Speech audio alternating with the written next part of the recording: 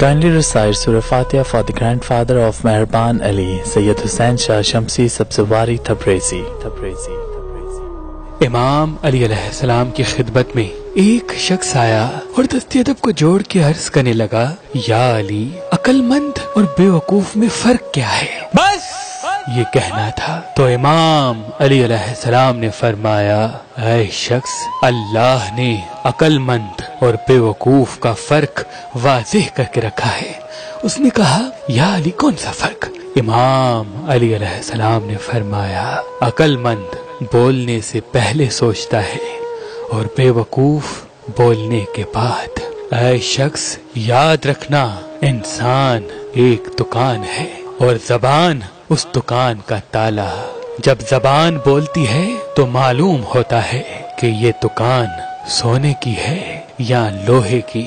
میں نے اللہ کے رسول سے سنا کہ انسان کی پہچان انسان کے الفاظ سے ہوتی ہے۔ جو انسان جیسا سوچے گا تو اس کے سوچ کی جھلک اس کے الفاظ سے ابھرے گی اور اسی سوچ سے اس کی ایک پہچان بن کے زمانے کے نزدیک آئے گی، اور وہیں یہ فیصلہ ہوگا کہ وہ انسان عزت کے قابل ہے یا ذلت کے۔ عزت کے قابل ہے یا ذلت۔ حضرت عباس علمدار کی قبر مبارک کے آس پاس پانی طواف کرتا ہے اور اللہ نے اس پانی کے وجود میں شفا بخشی۔ جناب عباس علمدار کی قبر مبارک کو طواف کرنے والا پانی بیمار کے لیے شفا ہے، بے روزگار کے لیے روزگار کی راہ اور پریشان حال کو سکون بخشتا ہے۔